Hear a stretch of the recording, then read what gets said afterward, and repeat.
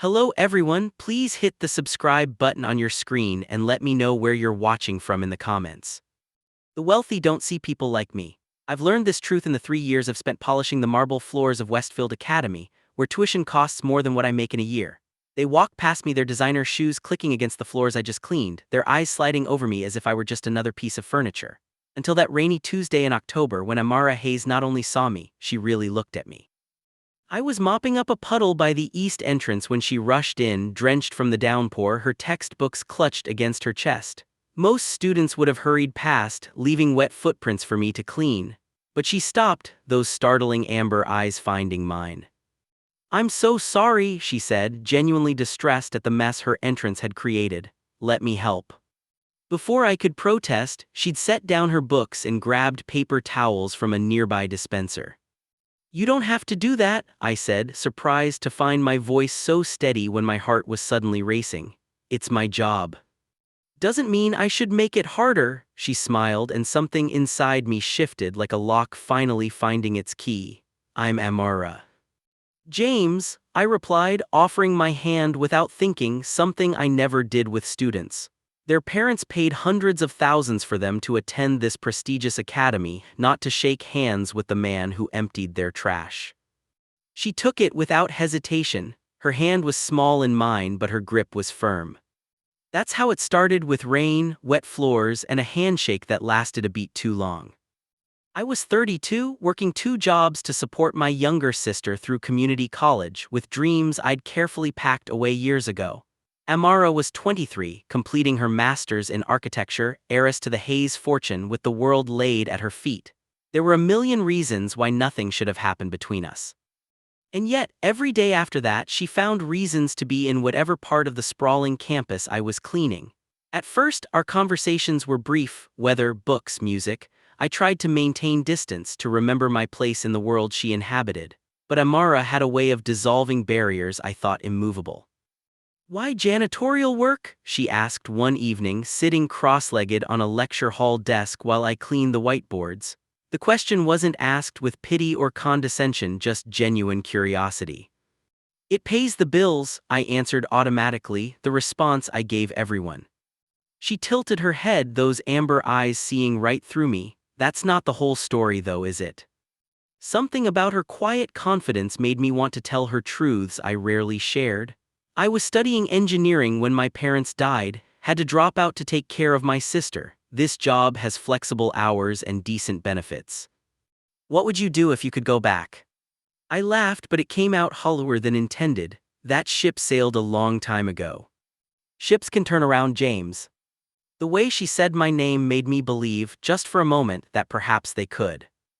Later that week, I found her waiting by my cleaning cart, holding a book on modern engineering innovations. "Thought you might like this," she said, as if sharing literature with the janitor was the most natural thing in the world. I should have politely declined, should have maintained the invisible wall between us. Instead, I took the book, our fingers brushing in a way that sent electricity up my arm. "Thank you," I said, tucking it carefully into my bag. "But people might talk if they see us like this." "Let them," she replied with a shrug that carried the confidence of someone who'd never had to worry about what others thought. "I enjoy talking to you. You're the only person here who doesn't want something from me." The irony, of course, was that I was beginning to want something I had no right to desire her. Our conversations grew longer, deeper. I learned about her passion for sustainable architecture, her dreams of creating affordable housing that didn't sacrifice beauty. She learned about my love for jazz, my sister's determination to become a nurse, and the poems I wrote late at night when sleep eluded me. I didn't realize how deeply I was falling until the night of the winter faculty reception. I was working late, setting up the grand hall, when Amara appeared in the doorway wearing a simple black dress that made her look like something from a dream. "You clean up nicely," she said with a smile, nodding at my uniform which I'd pressed carefully that morning. "Not quite reception attire," I replied, gesturing to the catering staff in their formal wear. "Dance with me anyway." "Amara, there's no music, and I'm working." "Then we'll make our own," she whispered, and began to hum softly as she stepped toward me.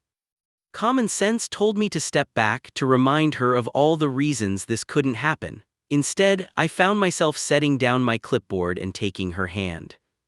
We danced slowly across the empty hall, her humming a melody I didn't recognize but somehow knew by heart. For 5 minutes, I forgot about the differences between us. Forgot about the fact that her mother, Caroline Hayes, was one of the most powerful women in the country, that Amara's future was mapped in gold while mine was sketched in pencil. Then the door opened and reality crashed back in the form of President Whitfield, who stopped short at the sight of us. "Miss Hayes," he said, his tone carefully neutral, "I didn't realize you were here early." Amara stepped back from me smoothly but not with shame or embarrassment. "Just helping James prepare for tonight," she said, her voice steady. President Whitfield's eyes moved between us, calculating something I couldn't name. "How community-minded of you, your mother will be arriving shortly." After he left, Amara turned to me with a determination that made my heart race. "Come to the boathouse by the lake tomorrow at sunset, please." I knew I should refuse, knew this path led nowhere good, but watching her walk away, the scent of her perfume still lingering in the air around me, I also knew I would be there. What I didn't know was that Caroline Hayes had been watching us longer than I realized, and that by tomorrow evening she would be prepared to put a price tag on her daughter's happiness and test just how much my integrity was worth. The boathouse sat like a weathered sentinel at the edge of the academy grounds, overlooking a lake that shimmered gold and crimson in the setting sun. My footsteps felt leaden as I approached, torn between the voice of reason screaming at me to turn back and the magnetic pull of something I couldn't name, didn't dare name. Amara waited on the small dock, silhouetted against the dying light. When she turned, the smile that blossomed on her face made my chest ache.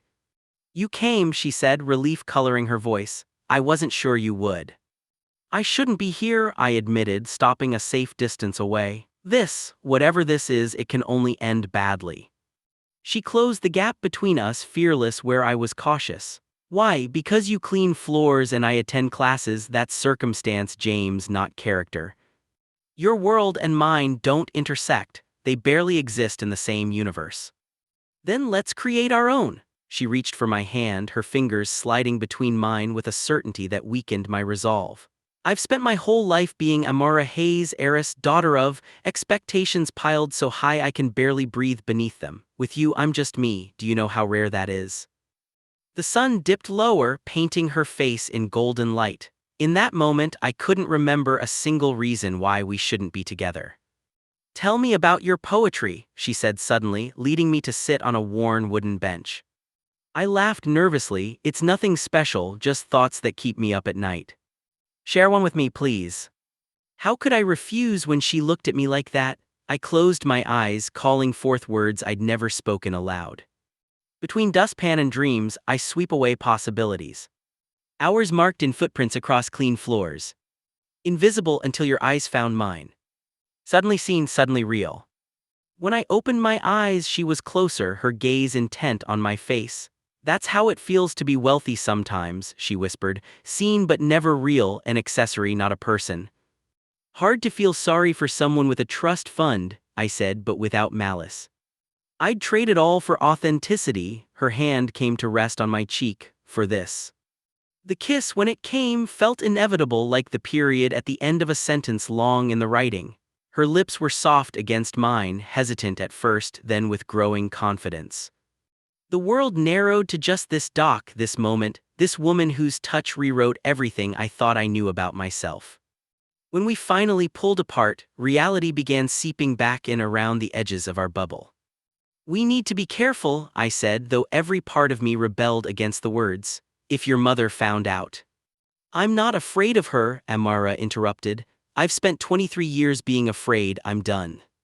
But I was afraid, not for myself, but for what Caroline Hayes could do to this brave, beautiful woman who somehow thought I was worth the risk. We began meeting in secret, stolen moments in empty classrooms, texts that made my heart race, conversations that stretched until dawn. I learned how she drank her coffee black with a single spoonful of honey, her favorite architect Zaha Hadid, the childhood dream she'd never shared with anyone, to build tree houses for underprivileged children. I showed her my small apartment, embarrassed by its simplicity until she walked through it with genuine appreciation, running her fingers over my bookshelves, examining the sketches I'd taped to the walls. "It's so you," she said, curling up on my worn couch like she belonged there, and somehow, impossibly, she did. 3 weeks of borrowed happiness, 3 weeks before the other shoe dropped. I was finishing my shift, emptying trash cans in the administration building, when a voice like cut glass sliced through the quiet. "Mr. Wilson, a moment of your time, please." Caroline Hayes stood in the doorway of the conference room, impeccably dressed in a tailored suit that probably cost more than my yearly salary. Her expression was unreadable, but her eyes, so like Amara's in color, so unlike in warmth, cataloged everything about me with clinical precision. "Of course, Mrs. Hayes," I said, straightening my posture automatically. "How can I help you?" "Come inside, this isn't a conversation for hallways." The conference room was all polished mahogany and leather chairs. Caroline gestured for me to sit, then remained standing, establishing dominance with practiced ease. "You're an intelligent man, Mr. Wilson," she began, packing slowly. "Your employment record shows excellent evaluations. You have, until recently, shown exemplary judgment." My stomach tightened. "Thank you. Which makes your current behavior all the more disappointing." She stopped, pinning me with a stare. "My daughter is not an experiment in class tourism." The words landed like slaps. "With all due respect, Mrs. Hayes, Amara is an adult who makes her own choices. Choices influenced by a romanticized notion of what? The noble working man, the authentic experience she thinks you represent." Her laugh was a brittle thing. "She's going through a phase of rebellion. It will pass. Maybe you don't know your daughter as well as you think you do." Something dangerous flashed in her eyes. "I know exactly who my daughter is and what she needs. What she doesn't need is to throw away opportunities for a man who cleans up after privileged children." She walked to her designer handbag, removed a checkbook, and wrote with deliberate strokes before tearing out a check and sliding it across the table. $50,000, she said, "to forget you ever met my daughter." I stared at the check, at the zeros lined up like soldiers. The amount represented freedom, my sister's education fully funded, maybe even a chance to finish my own degree, a way out of living paycheck to paycheck. All I had to do was walk away from Amara. I picked up the check, felt its weight in my hands, thought about Amara's smile, her laugh, the way she saw beauty in places others overlooked. Thought about how she looked at me like I was more than my job title. "No," I said, tearing the check in half and then quarters, "she's worth more than this." Caroline's composure slipped just for a moment. "Everyone has a price, Mr. Wilson. I simply haven't found yours yet." "Maybe some things shouldn't have a price." "How poetic!" Her smile was cold as she gathered her belongings. "But this isn't poetry, this is reality, and in reality men like you don't end up with women like my daughter, not because of some romantic notion of class division but because you exist in different worlds. You'll make her miserable. That should be her choice to make." "Oh, I quite agree, and she will make it once she sees you clearly. I'm simply accelerating the inevitable." She moved toward the door, then paused. "This conversation isn't over, Mr. Wilson. I protect what's mine." After she left, I sat in that expensive chair, surrounded by symbols of a world I didn't belong in, and tried to breathe through the fear her words had planted. Not fear for myself, but for what was coming. Because I had no doubt Caroline Hayes was just getting started. I debated telling Amara about her mother's attempt to buy me off. Part of me feared it would only create a deeper rift between them, while another part knew that keeping secrets would poison whatever we were building. In the end, truth won out. It had to. We met at a small cafe 20 miles from campus, far enough from watchful eyes. When I told her about the check, about her mother's cold assessment of our relationship, Amara's face hardened in a way I'd never seen before. 50,000, she repeated, voice flat. "That's what she thinks you're worth, that's what she thinks I'm worth." "She's trying to protect you," I said, surprising myself by defending Caroline. Amara laughed bitterly. "No, James, she's protecting her legacy, her image. If she were protecting me, she'd want me to be happy." She reached for my hand across the table. "And you make me happy." "For how long, though?" The question that had been haunting me finally escaped. Your mother's right about one thing: we come from different worlds. Sooner or later, that's going to matter. Her grip tightened. It matters now, it will always matter, but not in the way she thinks. What do you mean? Our differences are what make this real. You see me, not my family name, not my bank account, and I see you, not just the uniform or the job. She leaned closer. Do you know how rare that is, to be truly seen? In that moment, I understood something fundamental about Amara Hayes. Beneath her confidence and privilege existed a loneliness I recognized all too well: the isolation of never quite belonging. For her, it was gilded isolation, but isolation nonetheless. I tore up the check, I told her, needing her to know. Her smile was like the sun breaking through clouds. I never doubted you would. The next week passed in tense anticipation. I expected to be fired, to have my reputation smeared, to face some consequence for defying Caroline Hayes. Instead, something more insidious happened. Amara's phone mysteriously broke. Her email account was compromised. The grant she'd been expecting for her sustainable housing project was suddenly under review. Small, deniable disruptions that formed a pattern only we could see. She's isolating me, Amara said one evening, sitting on my apartment floor surrounded by sketches for her thesis project. Making it harder for us to communicate, threatening the things I care about. We could take a step back, I suggested reluctantly, just until your project is secure. She looked up sharply. Is that what you want? God, no, but I don't want to be the reason your dreams get derailed. You're not derailing them, you're becoming part of them. She crawled across the floor to where I sat, settling into my lap with determined grace. I'm not giving up on us, not for her, not for anyone. The kiss that followed felt like a promise, a defiance, a claim staked in uncertain territory. Her hands traced the contours of my face as if memorizing me by touch. I held her like she might disappear if I loosened my grip. I'm falling in love with you, she whispered against my mouth, and that terrifies me. Because of your mother. Because I've never felt like this before, like I'd risk everything just to see you smile. I knew then that I'd already crossed a line from which there was no return. I've been in love with you since you helped me mop up rain puddles, I admitted. Her answering smile was worth whatever storm was coming. The next morning, I arrived at work to find President Whitfield waiting by my supply closet. James, he said gravely, I need to speak with you about some concerning allegations. My heart sank as he detailed complaints about missed areas in my cleaning rotation, rudeness to faculty, even a suggestion that personal items had gone missing from offices I serviced. All lies, obviously fabricated but delivered with enough administrative concern to sound plausible. These don't sound like me, I said carefully. No, he agreed, watching me closely, they don't. Which makes me curious about why they're suddenly appearing on my desk. The implied question hung between us. Whitfield wasn't a bad man, just a practical one who understood which side his bread was buttered on. I can't speak to other people's motivations, I replied. Can't you? His eyes were kind but resigned. James, I value your work here, but I'm not in a position to go against certain, influential parties.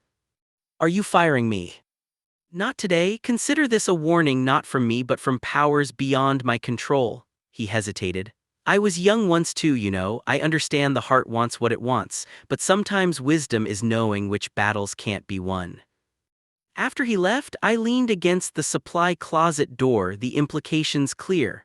My job, my livelihood, my sister's education hung by a thread, all because I dared to love someone deemed untouchable. That evening, Amara called from a new number, her voice tight with anger and fear. She's sending me to London, she said without preamble. Claims it's for a special architecture symposium, but it's really to get me away from you. I'm supposed to leave tomorrow. For how long? 3 weeks, maybe longer. She's arranged meetings with firms there, trying to tempt me to stay permanently. Her voice broke. James, I think she's going to try to hurt you while I'm gone, really hurt you. I can handle Caroline Hayes, I said with more confidence than I felt. No, you don't understand. I found something in her study, files on you, your sister, everything. She's planning something bigger than just getting you fired. Cold dread pooled in my stomach. What kind of files? Financial records, your sister's scholarship information, even medical reports. Her voice dropped to a whisper. James, there were notes about your parents' accident. The world tilted sideways. My parents' deaths had been just that, an accident. A rainy night, a slick road, a tragedy that shattered my family and future in an instant. What could Caroline possibly want with that? Listen to me, Amara continued urgently. Meet me at the library archives tonight at midnight. There's something I need to show you, something I found while digging through my family's old records, something that changes everything. Amara, what? Just be there, and James, be careful, I think we're being watched. The line went dead, leaving me with questions that multiplied by the second and a growing certainty that whatever Caroline Hayes was planning went far beyond keeping her daughter away from the janitor. Something about my parents' accident, something in the family records. The past and present were about to collide, and I wasn't sure any of us would survive the impact. The campus was eerily silent as I made my way to the library at midnight. Stars punctured the velvet darkness overhead, indifferent to the human drama unfolding beneath them. Each shadow seemed to harbor a threat, Caroline's warning echoing in my mind with every step.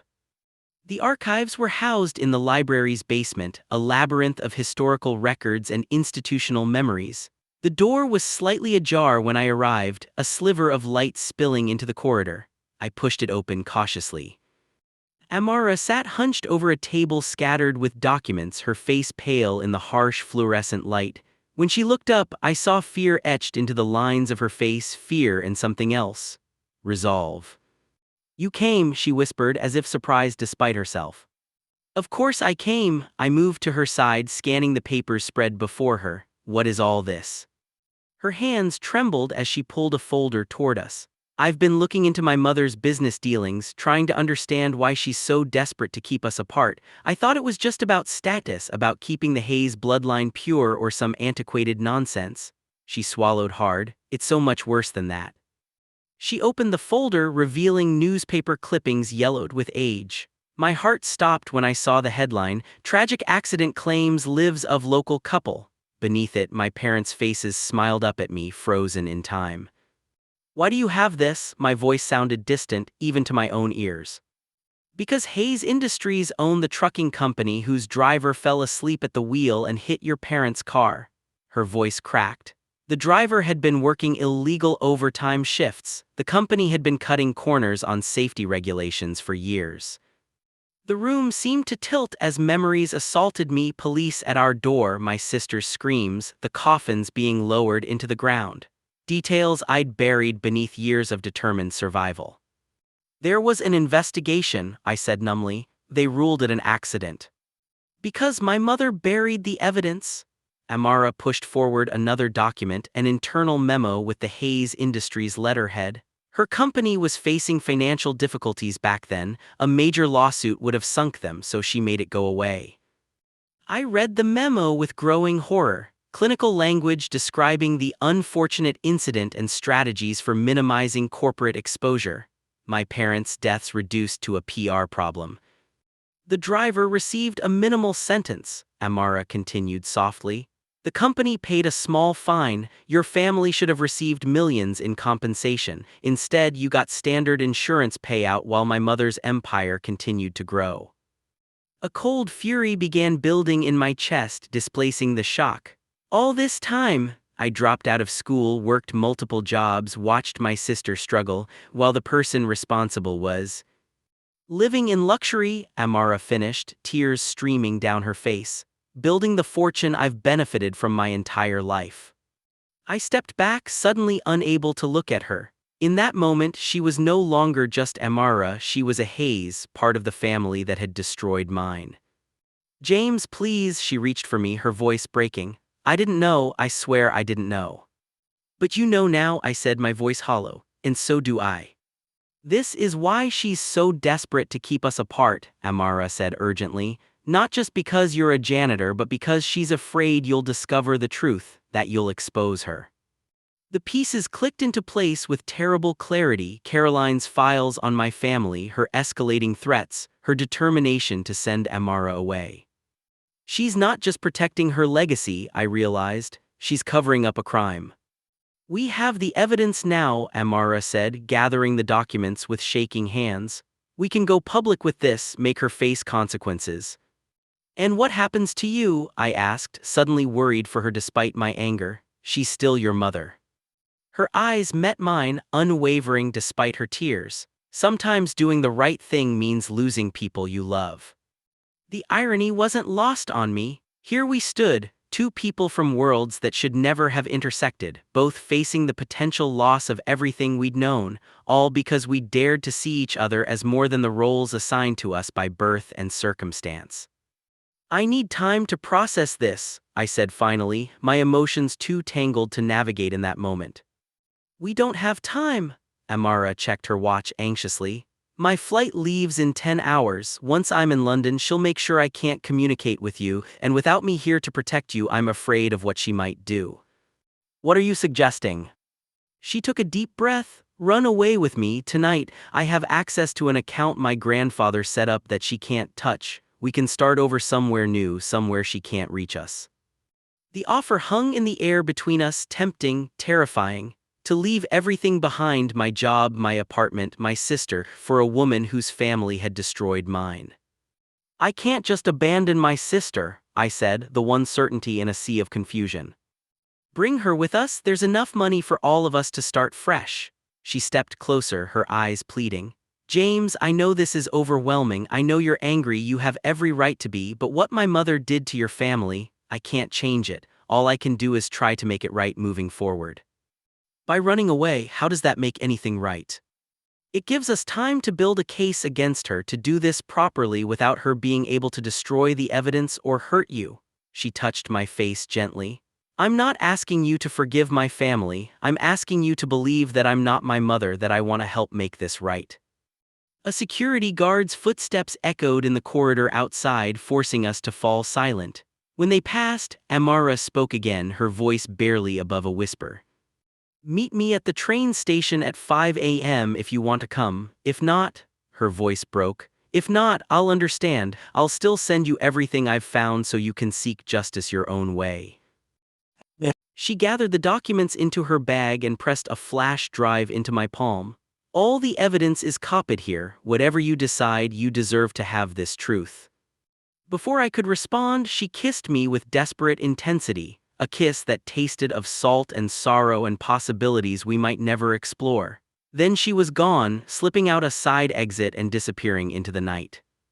I stood alone in the archives, the flash drive heavy in my hand, my world shattered and reformed in the space of an hour. The truth about my parents' deaths had been buried for years beneath corporate memos and legal maneuvers. The woman responsible was the mother of the woman I loved. And now I faced an impossible choice: pursue justice for my family's past or flee toward an uncertain future with Amara. As I walked back to my apartment through the silent campus, I thought about cycles of hurt and healing, about how love can grow in the most damaged soil. I thought about my sister who had already lost so much. I thought about Amara, willing to sacrifice her privileged life to stand on the side of truth. By the time I reached my door, the first hints of dawn were touching the eastern sky. In 3 hours, I would either be boarding a train toward a new life or watching it leave without me. And I still didn't know which path I would choose. Dawn broke over the city as I stood at the train station, my entire life packed into a single duffel bag. The platform was nearly empty, just a few early commuters and me, watching the minutes tick toward 5 a.m. with a heart full of conflict. I'd spent the night in a daze, reading through every document on the flash drive Amara had given me. Evidence of corporate negligence that led to my parents' deaths. Proof of Caroline Hayes' systematic cover-up. Email trails showing how she'd manipulated investigators, paid off officials, and buried reports that would have held her company accountable. My phone vibrated with a text from my sister. Everything okay? You sounded weird last night. I hadn't told her what I'd discovered, couldn't find the words to reopen wounds that had barely healed. How do you tell someone that the foundation their life was built on was a lie, that the accident that orphaned us was no accident at all? The station clock showed 4:55 a.m., 5 minutes until the moment of truth. A taxi pulled up outside and Amara emerged, her usual confidence replaced with nervous energy. She scanned the platform until her eyes found mine, relief washing over her face. In that moment, seeing her stride toward me with purpose despite everything, I realized how deeply I'd fallen for this woman who refused to be defined by her family name. "You came," she said, stopping before me. "I haven't decided yet," I admitted. "Part of me wants to get on that train with you, another part wants justice," she finished. "I understand." We sat on a bench, the minutes ticking away while I fought the war within myself. Running away felt like admitting defeat, like allowing Caroline to escape accountability. Staying meant fighting a battle against one of the most powerful women in the country, a battle I might not survive. "What would your parents want?" Amara asked softly, cutting straight to the heart of my struggle. The question hit me like a physical blow. What would they want? My father had been a man who believed in standing up for what was right, even when it was difficult. My mother had taught us that how we responded to injustice defined our character. "They'd want the truth to come out," I said finally, "but they'd also want me to live, not just survive." The train whistle sounded in the distance, approaching the station. Decision time. I turned to Amara, seeing in her eyes the same question that tormented me. Was our connection strong enough to weather this storm? "If I stay," I said slowly, "it's not just to fight your mother, it's to build something that matters, something true with you if you're willing to stay too." She inhaled sharply. "You're asking me to stand against my own mother, to help bring her down. I'm asking you to stand for justice regardless of where the chips fall. Can you do that?" The train pulled into the station, doors sliding open with a pneumatic hiss. Freedom beckoned just steps away. Amora took my hand, her grip surprisingly strong. "I can do better than that, I have a plan." Instead of boarding the train, we walked to a coffee shop across from the station. As the city awakened around us, Amara outlined a strategy so audacious it left me breathless. "My mother respects power," she explained, stirring her untouched coffee. "Right now, she sees you as powerless, a janitor she can intimidate or buy off. We need to change that equation." "Hell, I don't have power." "But I do, and so does the truth." She leaned forward. "The Hayes Foundation is hosting its annual charity gala tomorrow night. Every major business leader, politician, and journalist in the state will be there." Understanding dawned. "You want to expose her publicly?" "Not exactly. Public exposure is a last resort. It would destroy too many innocent people who depend on Hayes Industries for jobs. What I want is to force her to make things right, to acknowledge what happened to your family and provide proper restitution." "And if she refuses?" Amara's smile was cool and determined. In that moment, I saw the steel beneath her warmth, the Hayes in her that could be used for good rather than manipulation. "Then we go nuclear. I've already secured a meeting with the state attorney general, an old family friend who doesn't owe his position to my mother. He's agreed to hear us out this afternoon." My head spun with the implications. "This is why you pretended we were running away, to buy time to set all this up." She nodded. "I needed to be sure you were committed to seeing this through before I put everything in motion. And I needed my mother to think I was fleeing. It's keeping her distracted while we build our case." For the first time since discovering the truth, hope flickered in my chest. Not just hope for justice, but admiration for this extraordinary woman who had chosen the harder path alongside me. The meeting with the Attorney General was both grueling and validating. He reviewed our evidence with a prosecutor's careful eye, asking pointed questions about chains of custody and document authenticity. By the end, his expression had transformed from polite skepticism to grim determination. "This is compelling," he admitted, closing the file, "enough to open an investigation at minimum." "That's all we're asking for," Amara said, "a fair investigation without my mother's influence." He studied us both, his gaze lingering on our clasped hands. "You understand what you're doing, Miss Hayes. This could tear your family apart." "The truth already has," she replied quietly. "I'm just trying to heal a different family now." As we left his office, my phone exploded with notifications, missed calls from work, texts from my sister asking where I was, and an email from President Whitfield informing me that my continued employment was under review due to unexplained absence. "It's starting," I said grimly. "Caroline's figured out we didn't run." Amara's phone rang as if on cue, her mother's name flashing on the screen. she answered on speaker. Where are you? Caroline's voice was controlled fury. Your flight left hours ago. I'm exactly where I need to be, Amara replied calmly, with James. A beat of silence. You stupid, naive girl, do you have any idea what you're throwing away? For what? Some romantic fantasy with the help? I know exactly what I'm doing, and I know about the Wilson family. Mother, I know everything. Another silence, longer this time. When Caroline spoke again, her voice had dropped to a dangerous purr. Come home, Amara, we can discuss this privately like civilized people. No more private discussions, no more burying the truth. Meet us tomorrow before the gala. Either you make this right or we'll do it for you. Is he with you now, listening to this? Caroline's voice hardened. Mr. Wilson, I hope you understand what you've done. You've taken my daughter's infatuation and twisted it into a weapon. For that alone, I will ensure you regret the day you ever looked at her. Before I could respond, Amara cut in. Threats won't work anymore, Mother. Tomorrow, 5 p.m. your office, come alone. She ended the call, her hand trembling slightly despite her confident words. She'll try something before tomorrow, I warned. She won't wait for our meeting. Amara nodded grimly. I know, that's why we're not going to be found until then. We spent the night in a hotel under false names, paid for in cash. I called my sister, telling her enough of the truth that she understood the gravity of the situation without burdening her with details that would only cause pain. She promised to stay with friends until everything was resolved. Lying beside Amara in the darkened hotel room, listening to her steady breathing as she slept, I found myself staring at the ceiling, wondering how my life had changed so dramatically in the span of weeks. From invisible janitor to man in love, from orphan of tragedy to seeker of justice. Are you afraid? Amara whispered, apparently not asleep after all. Terrified, I admitted. Your mother is powerful, connected, people like her don't lose. She rolled toward me, her face barely visible in the dim light filtering through the curtains. People like her win because people like us usually give up, but not this time. Her certainty should have been comforting. Instead, it underscored the danger we were courting.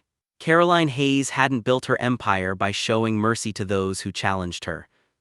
Morning arrived with news that sent ice through my veins. My sister's scholarship had been suddenly reviewed and revoked due to administrative error. Caroline was making good on her promise, targeting the people I loved most. It's just the beginning, I told Amara as we prepared to face the day. She'll come after everything, my job, my reputation, yours too. Let her try. Amara's jaw was set in determination. We have something she doesn't. What's that? Each other and the truth. We spent the day finalizing our strategy, gathering additional evidence, and preparing for every possible scenario when facing Caroline. By the time we approached the Hayes Industries headquarters that evening, we were armed with both information and resolve. The security guards recognized Amara immediately, nodding respectfully as we passed through the lobby toward the private elevators. Caroline's executive assistant met us with a tight smile, escorting us to the corner office with its panoramic views of the city. Caroline Hayes stood by the floor-to-ceiling windows, silhouetted against the setting sun. She didn't turn as we entered. I raised you to be smarter than this, she said to Amara, still facing the window. To recognize manipulation when you see it. That's rich coming from you, Amara replied, considering you've manipulated everyone in this room. Caroline finally turned, her expression perfectly composed despite the tension crackling in the air. She wore an evening gown, clearly ready for the gala that would begin in hours. Mr. Wilson, she acknowledged with a slight nod. I suppose I should congratulate you. You've accomplished what many have tried and failed to do, turned my daughter against me. This isn't about me, I replied evenly. It's about what your company did to my parents and what you did to cover it up. Something flickered across her face, not guilt but calculation. Business decisions are rarely black and white, Mr. Wilson. You wouldn't understand the complexities involved. I understand that 2 people died because your company forced drivers to work dangerous hours. I understand that you buried evidence to protect your bottom line. And now you want what? Money? Her lip curled slightly. I already offered you $50,000, you refused. That was before I knew what you were really paying for, I said. My silence is worth more than that now, wouldn't you say? For the first time, uncertainty crossed Caroline's features. Name your price then, let's end this unpleasantness. Amara stepped forward. This isn't a negotiation, Mother, it's an ultimatum. You will establish a foundation in the Wilson family's name to support victims of corporate negligence. You will fund scholarships for James and his sister to complete their education, and you will step down as CEO of Hayes Industries. Caroline laughed, the sound brittle and cold. Absurd, you overplay your hand, darling. Do we? I pulled out my phone, showing the screen. The Attorney General is waiting for my call. One word from me and the investigation into Hayes Industries begins tonight, publicly, messily, right as your donors are arriving for the gala downstairs. You would destroy thousands of jobs, including your own, to satisfy your vendetta, Caroline challenged. No, Amara said softly, but we will expose the truth about one death that you caused, the rest is up to you. Caroline moved to her desk, pressing a button on her phone. Security, please escort. Before you finish that order, I interrupted, you should know that copies of all our evidence have been distributed to multiple sources, with instructions to release everything if anything happens to either of us. Her finger froze above the button. For the first time, I saw genuine fear in Caroline Hayes's eyes, not fear of justice or prison, but fear of losing the empire she'd built, the legacy she'd protected at all costs. You have 30 seconds to decide, Amara said, her voice steady despite the emotion I could see building behind her eyes. Make this right, Mother, for once in your life choose decency over power. Caroline looked between us, weighing options, calculating costs. In that moment, I understood that whatever she decided would determine not just our futures, but the kind of woman Amara would become, whether she would carry forward her mother's ruthless legacy or forge a new path built on integrity. The tension in the room built to an unbearable pitch as we waited for Caroline's response, a response that would either begin our healing or trigger a war none of us might survive. 30 seconds stretched into an eternity as Caroline Hayes considered her options. The woman who had built an empire through calculated decisions was now faced with perhaps the most consequential choice of her life. You would choose him over your own mother, she finally asked Amara, her voice barely above a whisper. I'm choosing what's right, Amara replied, something you taught me in words but never in actions. A flicker of something, pride perhaps, or recognition, crossed Caroline's face before her professional mask returned. Very well, she straightened, every inch the CEO once more. I will establish the Wilson Memorial Foundation with an initial endowment of $5 million, full scholarships for both James and his sister. Her eyes narrowed. But I will not step down as CEO, the board would never accept it and thousands of jobs would be destabilized. Amara and I exchanged glances. We had prepared for this counteroffer. Then you will recuse yourself from operational decisions regarding driver safety and oversight, I said, and implement every recommendation from an independent safety commission with me on the board. Caroline's laugh was sharp and surprised. You don't lack for ambition, Mr. Wilson. I lack for parents, I replied evenly, because your company decided profit margins were more important than human lives. The blow landed. For the briefest moment, Caroline Hayes looked like what she truly was, a woman who had made a terrible decision years ago and built walls of justification around it ever since. I will agree to your terms, she said finally, with one condition of my own. Which is, Amara asked warily. You don't go public with this, ever. The foundation, the scholarships, the safety changes, all of it happens quietly. The Hayes name remains untarnished. I felt anger rise in my chest. So you get to preserve your reputation while my parents remain just another traffic statistic. Your parents get justice, Mr. Wilson. Their legacy lives on through the lives saved by the foundation. Isn't that worth more than public shame that would help no one? Before I could respond, Amara placed her hand on my arm. We need a moment to discuss this, she told her mother.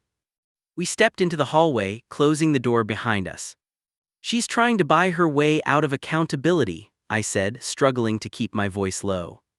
Yes, Amara agreed, But she's also offering real change, real justice, even if it's not the public reckoning you wanted. I leaned against the wall, suddenly exhausted by the weight of it all. What do you think I should do? I think, she said carefully, that you need to decide what matters more, punishing my mother or honoring your parents. The foundation could save lives, James. It could prevent other families from experiencing what yours did.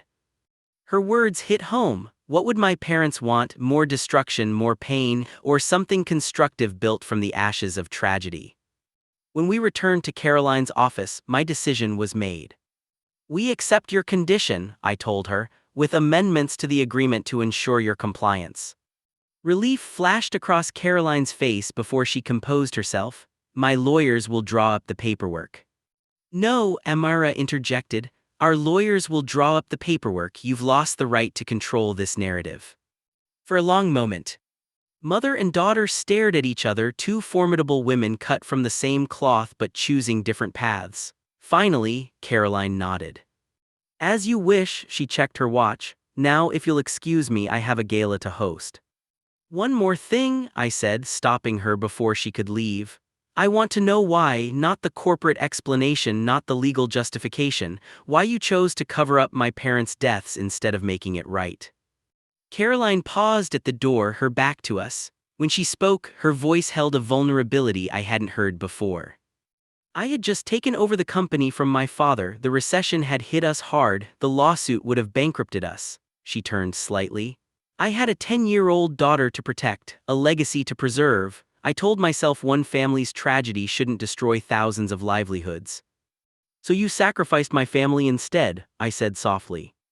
Yes, the admission seemed to cost her something vital, and I've made that same choice 1,000 times since in different ways. That's the burden of power, Mr. Wilson, the choices that keep you awake at night. She left without another word, the scent of her expensive perfume lingering in the air. Amara came to stand beside me, our reflections visible in the darkened window overlooking the city below. Are you okay?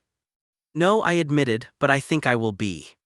6 months later, I stood in the auditorium of Westfield Academy, watching my sister walk across the stage to receive her nursing degree, fully funded by the Wilson Memorial Foundation. She had fought through grief, poverty, and uncertainty to reach this moment. Pride swelled in my chest as she accepted her diploma with tears shining in her eyes. My own engineering studies would resume in the fall. After years of putting my dreams on hold, I could finally pursue the future I'd once thought lost forever. The foundation had already implemented new safety protocols across the Hayes Industries Transportation Division and funded research into driver fatigue prevention. Lives would be saved because of what we'd done. My parents would have been proud of that legacy. Caroline Hayes and I maintained a cool but respectful relationship through board meetings and foundation work. She never apologized directly for what she'd done, but her actions spoke of atonement in their own way. Some wounds were too deep for simple healing, but we had found a path forward that honored the dead while serving the living. Amara appeared at my side as the graduation ceremony concluded, slipping her hand into mine. She did it, she whispered, nodding toward my sister who was being congratulated by her classmates. We all did, I replied, squeezing her hand. Our relationship had weathered the storm of family secrets and moral reckonings. If anything, the crucible had forged something stronger between us, a bond built on seeing each other's truest selves in the darkest moments. The social gap between janitor and heiress still existed in the eyes of society. There were still whispers when we attended events together, still raised eyebrows and questioning glances. But we had stopped caring about the worlds we were supposed to inhabit and instead created our own, a world where integrity mattered more than status, where love could bridge even the deepest divides. What are you thinking about? Amara asked as we walked away from the ceremony, the spring sunshine warm on our faces. I thought about the journey from that rainy day when she'd first really seen me to this moment of hard-won peace. About how love could begin with a simple act of kindness, helping clean a puddle on a wet floor, and grow into something powerful enough to bring truth to light and heal ancient wounds.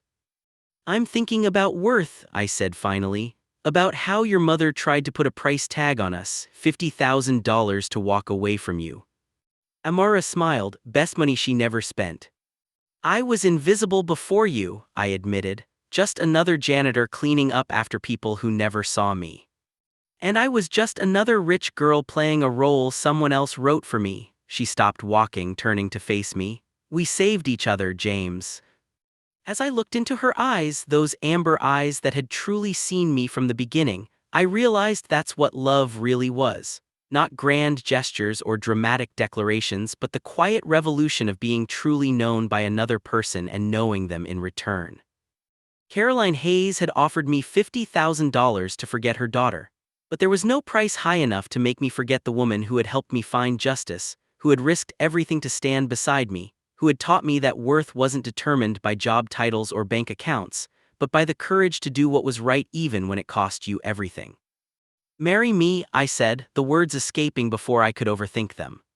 Amara's eyes widened in surprise before a slow smile spread across her face. "Is that a question or a demand?" "It's a promise," I replied, "that I'll spend the rest of my life making sure you never regret choosing truth over comfort, right over easy." "Then yes," she said simply, "I'll marry you." As we sealed the promise with a kiss, I thought about how life's most precious gifts often come disguised as its greatest challenges. My parents' tragedy had led to this moment of grace. Caroline's attempt to separate us had only drawn us closer together. And a janitor falling in love with a billionaire's daughter had led not to fairy tale endings, but to something far more valuable, a love built on seeing beyond surfaces to the truth beneath, a love strong enough to withstand the storms of family secrets and social divides, a love worth more than any price someone might try to place on it. Because some things in this world remain gloriously, defiantly priceless. Thank you so much for following James and Amara's journey to its conclusion. I hope their story touched your heart and reminded you that true love can transcend barriers and heal even the deepest wounds. If you enjoyed this tale of forbidden romance and redemption, please subscribe for more emotional stories that explore the complexities of human connection. I'd love to hear your thoughts in the comments. What was your favorite moment in James and Amara's journey? What stories would you like to read next? Your support and engagement mean the world to me.